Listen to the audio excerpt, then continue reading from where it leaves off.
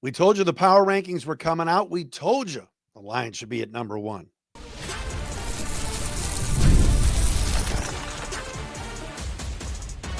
You are Locked On Lions, your daily Detroit Lions podcast.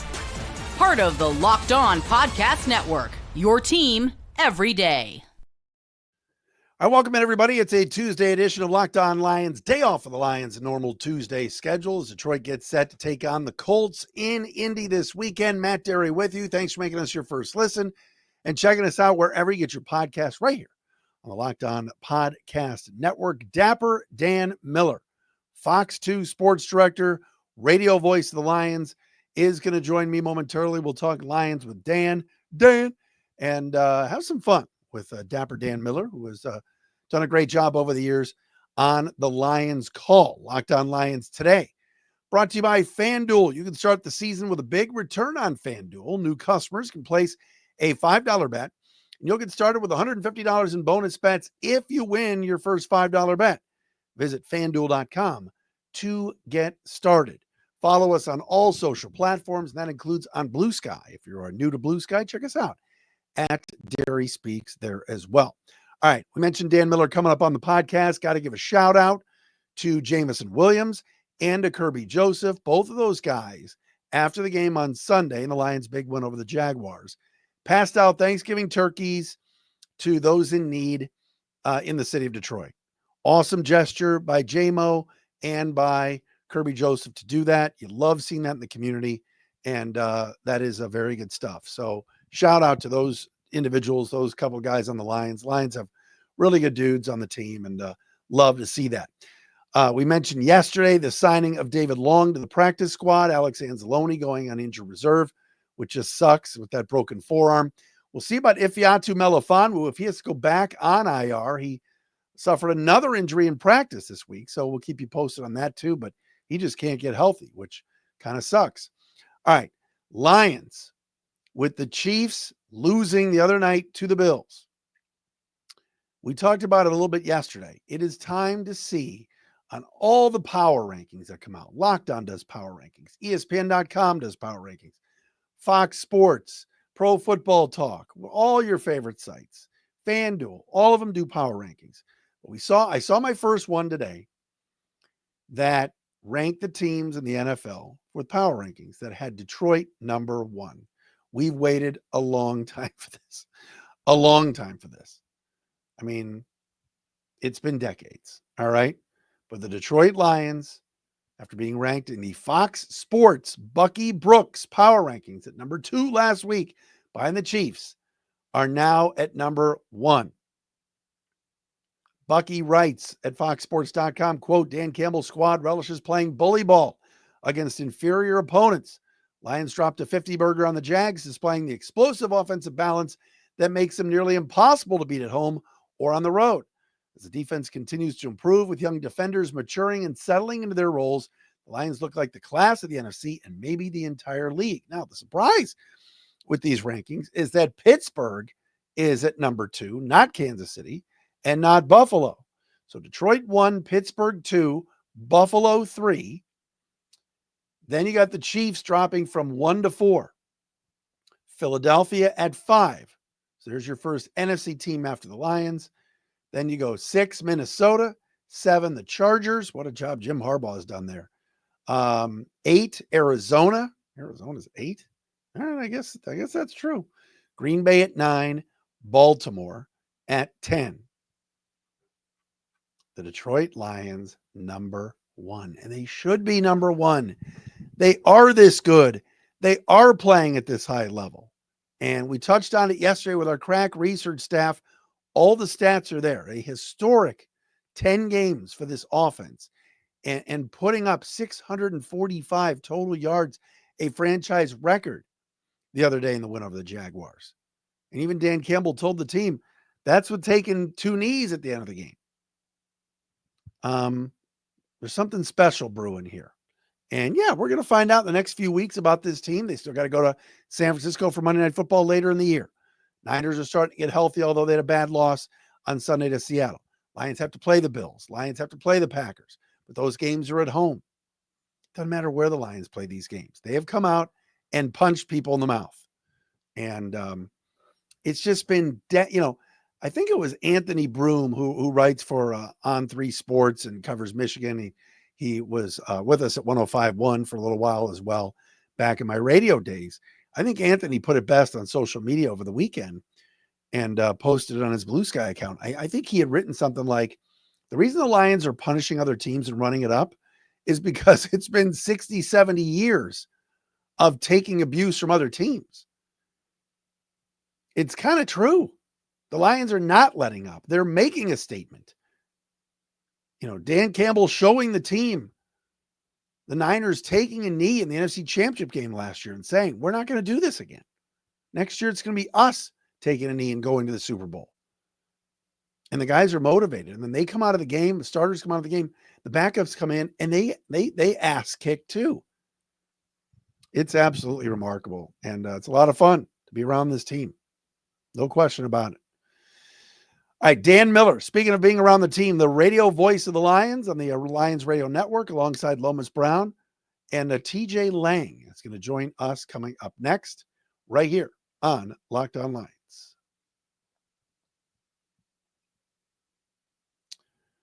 But first, Locked On Lions brought to you by Pre-Alcohol Drink by Zbiotics. It is the world's first genetically engineered probiotic. It was invented by PhD scientists to tackle rough mornings after drinking.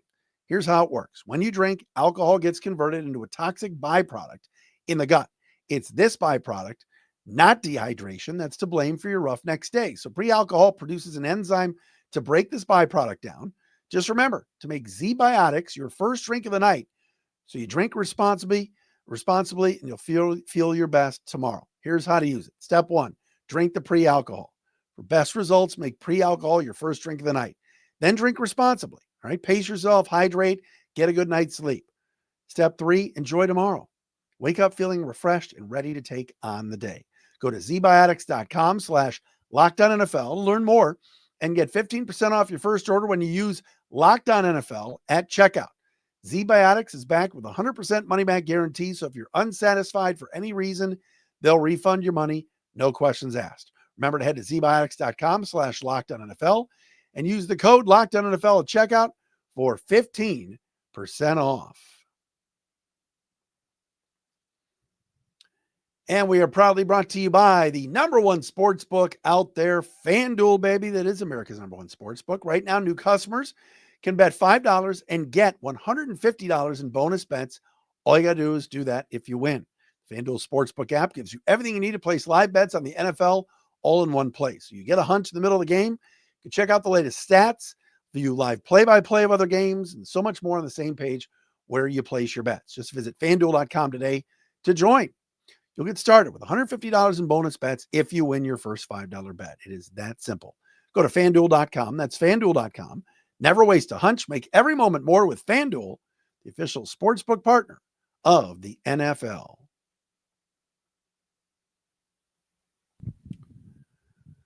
As promised, everybody, it's been a while since we've seen and heard from this guy, the voice of the Lions, the legend, Dan Miller, with us here on Locked On Lions on a Tuesday. Dan, great to see you. You too. What's happening, Dees? I should say, Dan. I love when I do my Lomas Brown. There's nothing better than hearing Dan or great job. Come on now. That's Lomas. I mean, it's, you know what, you and I were talking about it before we came on. And I've been blessed because it was the same thing with Brandy. But I mean, when you get to go to work with guys that you'd want to hang out with anyway, like Brandy and then Lomas and TJ, it's fun. It's just like hanging out with buddies and you're doing a job and you're watching a game. Could you imagine? I mean, first of all, I guess the easy question to softball is, do you believe what's going on? Like, did you ever think in a million years you'd be calling games for a dominant team that people are saying, oh, they're taking it for the Super Bowl? I mean, this is nuts, right? Yeah, I mean, let me say this. I never believed in anything like a curse or that they were permanently doomed to lose. I always looked at it, Diesel, and I always watched other teams around the league when the Lions weren't doing well, and I thought, you know what? It's winning and losing aren't that much different. It's just the decisions you make. And if you make a series of bad decisions, you're going to look up and you're going to have a bad roster and you're going to be a bad team. If you make a series of good decisions, you're going to look up and you're going to be a good team. And I think that's ultimately what's happened with them. So, you know, I always thought we could be that team. But look, this is something else. I mean, really going back to 2022 when they got on that 8-2 run to finish the season, and what they've done since then, it's and I think what I would say about it is this is the best part about it is it's built on a firm foundation with young players that are getting better, and you can see where it has staying power. It doesn't feel like one of those years, back when Matthew was here and they would make the playoffs and it felt like he was dragging them up and down the field, throwing the ball to Calvin and squeaking out wins and things like that. It's built differently. And I think that's the exciting thing about it. Doing it the right way, it's legitimate, and you know that it's got some staying power. You've walked those halls at 2-2-2 for a long time. Was there a time, like you mentioned 2022, maybe even, 2021 was kind of a disaster, but it was just a bad roster that Brad and Dan had to overhaul. But was there a time in 2022 when you were walking around going, this just feels different? Can you pinpoint when you felt like, hey, the Lions are no longer the SOL situation? Yeah, I think when they got on that run and started to win games, and all of a sudden you could see this thing taking shape, and you could see some of the young players start to really establish themselves, and Goff was gaining confidence, and we could see what Ben Johnson was doing to put that offense together. Yeah, I think then it felt different. And even then we saw some defensive struggles, and you knew that there were still some things that they had to address. But I think as you saw young guys develop, that's what gave me hope. Because look, if you look at the best teams that do it every year, if you look at Baltimore, if you look at Pittsburgh, they have a way of doing it. They know what a Steeler looks like or what a Raven looks like, and they bring them in and they teach them how to play, and they draft and develop. And if you don't do both of those things, you're not going to do it the right way, and you're not going to be successful. And as I started to see, okay, here's Brad drafting the guys. Here's Dan's staff starting to develop these guys. You're seeing a pipeline, you're seeing consistency, you're seeing depth. And as those things started to come into view, then, yeah, absolutely, it felt different. But it also kind of gives you just a refresher course, Dees, in what was missing around here for a long time. Because they drafted a lot of players before these guys came in. But there weren't many second contracts that were given out, because a lot of those guys just kind of fizzled out and they never became what they ultimately could be. And it's a two-pronged thing that constantly jumps out at me about the way they're doing this. And that is, kudos to Brad and his staff for what they're doing on draft day. But man, it's this coaching staff as well that's taking those players and turning them into NFL players and allowing them to maximize their potential. Fox 2 Sports Director and, of course, radio voice of the Lions, Dan Miller, with us here on Locked On Lions to talk a little Lions as we get ready for the Colts coming up on Sunday on the road. It just seems like, obviously you interview Dan Campbell both for TV and weekly for the radio show, on the pregame show for pregame on the radio. What's that like? You've interviewed Matt Patricia, you talked to Jim Caldwell, Schwartz, all the others, but do you have more energy and pep in your step when hey, listen, I'm doing the pregame interview with Dan Campbell, and look, he's just going to be so transparent, and it's just refreshing. Yeah, that's a great way of putting it. He'll answer any question. And you know what? I've never seen him get upset. Now I'm going wider view than just me sitting with him, but at the podium, he just never changes. There's a consistency to him that I think is kind of the secret sauce to his success, that whether he's dealing with the media, dealing with people in the organization, dealing with his players, I just don't see him change. And that's kind of rare with coaches, but you're right. It's refreshing that he'll answer any question. And the guy is just has an ability. He's engaging. I think he earns players' trust and keeps it because he lets them know exactly where they stand. And really, that's the way he treats everybody. He doesn't change from, standing in a corner drinking a beer with somebody to seeing him in the lobby of a hotel, to seeing him at the podium, to seeing him after a game. He's genuine. I think he's a good person who's got a good heart, and people see that right away. And I just think there is something charismatic about him that translates into the way that he deals with people. And I think it makes him somebody that's engaging and somebody that you want to deal with and you feel comfortable dealing with. Take us behind the curtain, though. Seriously, is there anything off limits? Yeah, you guys record Saturday? When do you guys record for Sunday? We record. So I record Monday afternoon for the radio show on Monday night. I record Tuesday morning for the coach's scouting report that runs during our Sunday morning show.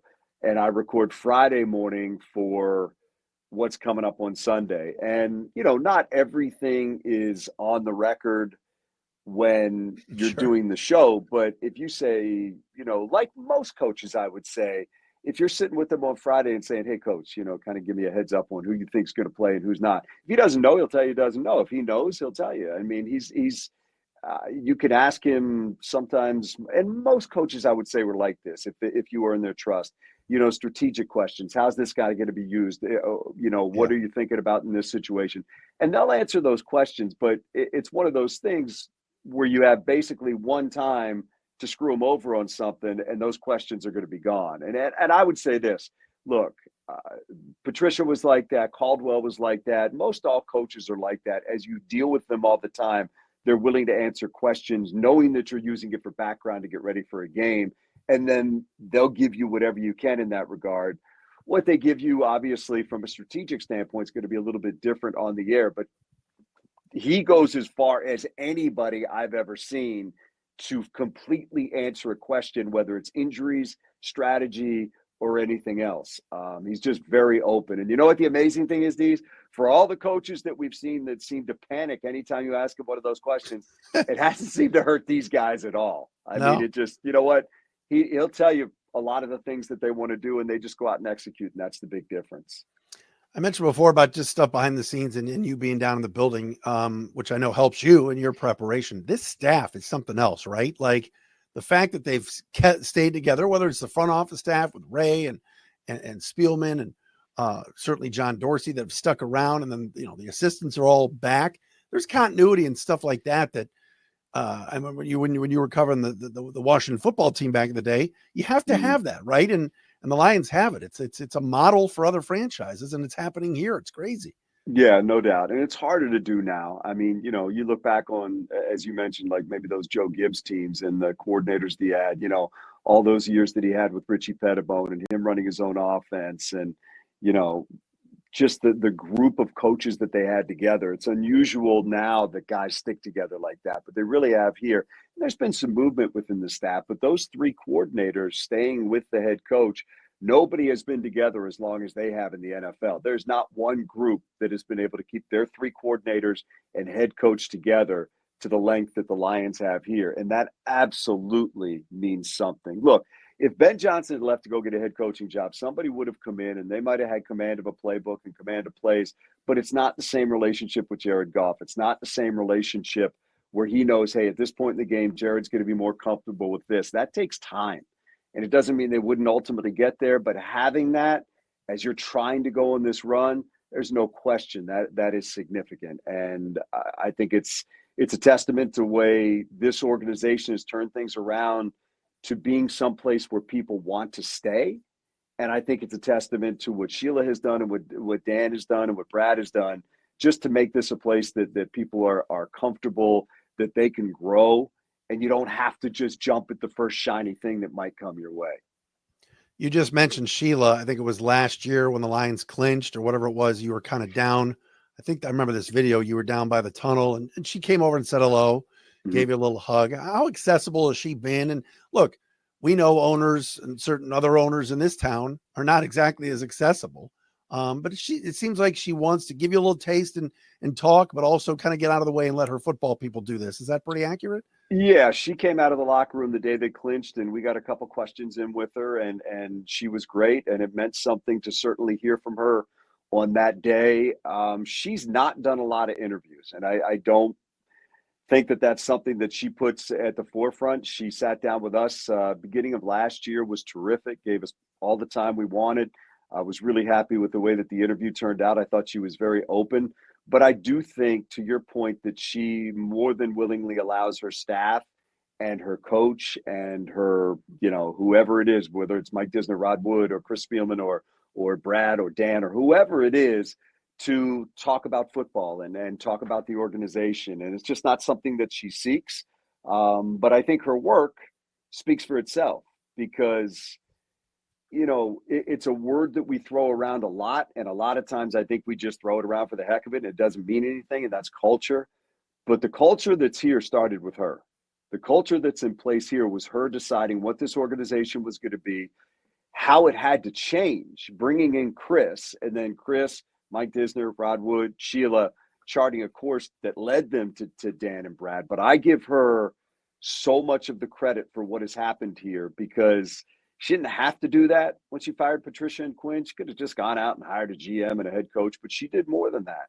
She decided what it meant to be in this organization and what type of people they wanted in this organization, that you had to be collaborative. You had to be somebody that was going to work with others. You had to be, somebody that made everybody in the building from the top to the bottom feel valued. And that's one of the things that I think has made this go, is you do have that now here in Detroit. Dan Miller with us. They won 5 games in a row now without Aiden Hutchinson. And there were many that said, and we had Ross Tucker on this show, and Ross is great. And he said, I just don't think they can win the Super Bowl without Hutchinson. And now everybody says they're going to. So yeah. What makes that special for this defense? How good of a job has Aaron Glenn has done? And does it surprise you that they've continued this run even without arguably their best player?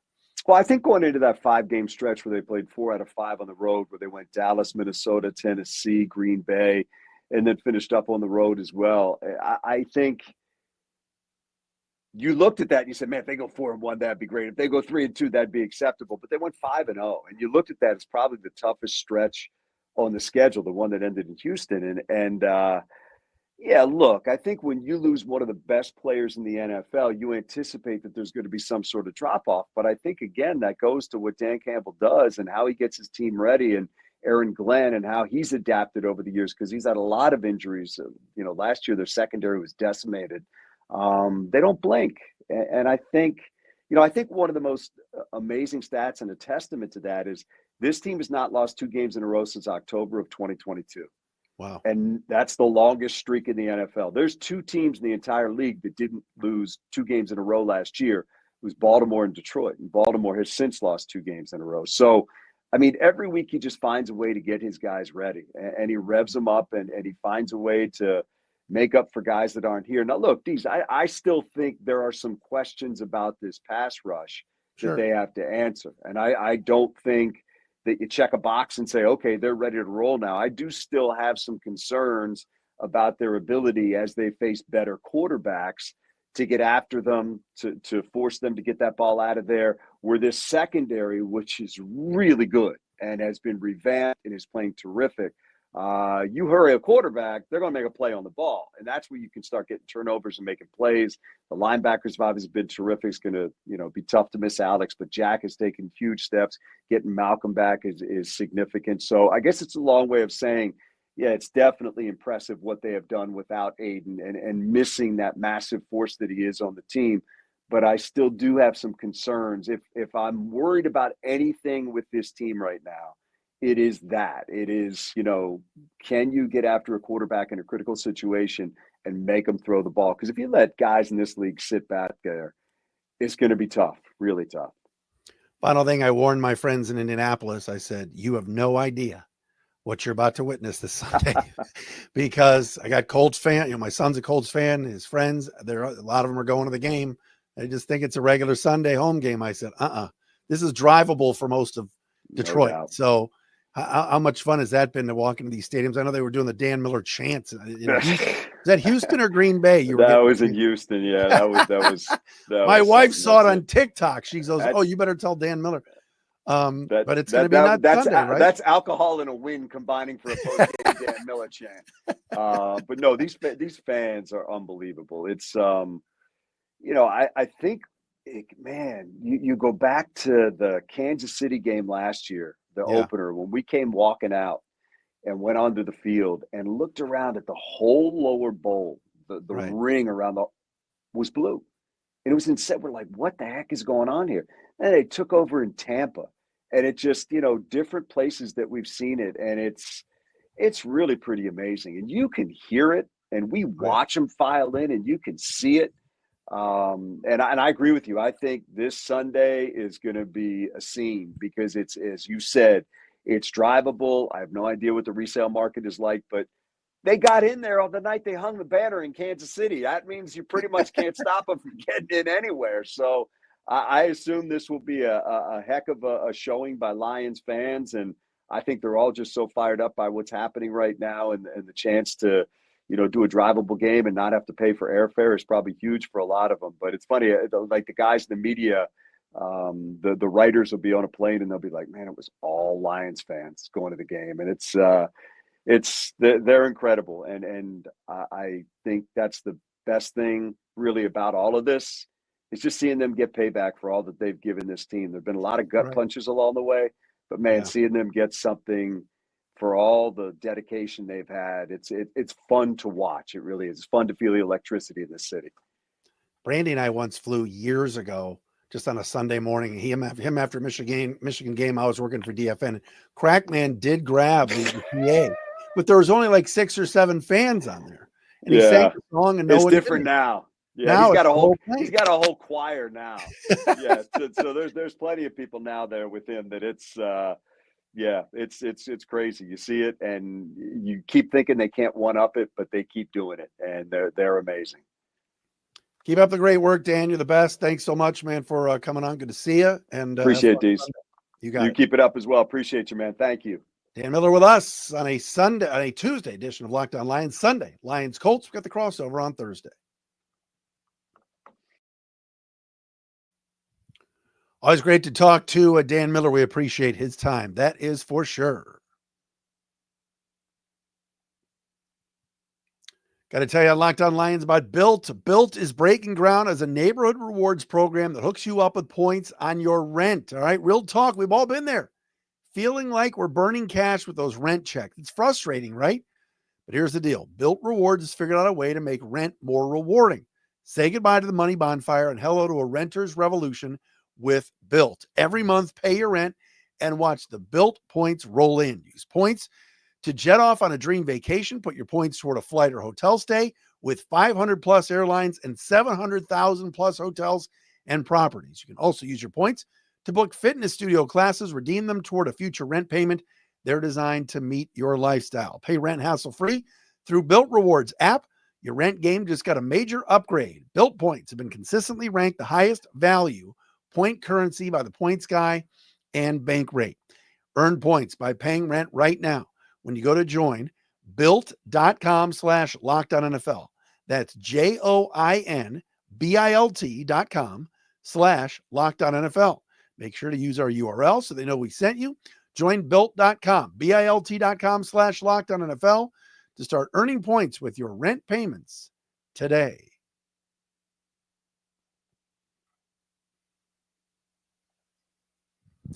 Wrapping up a Tuesday, Locked On Lions. Got the crossover coming up on Thursday. We'll dive deeper into the Colts.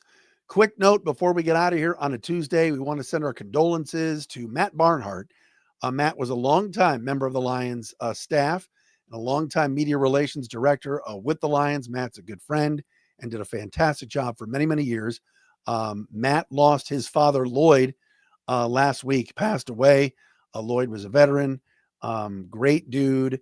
Great grandfather to Matt's daughters. So we are thinking about Matt, certainly, in the Barnhart family downriver there, as they lost just the matriarch of the patriarch, I should say, of the family in Lloyd Barnhart, who was a huge, huge sports fan and rocking the Indiana for the Barnharts today. All right.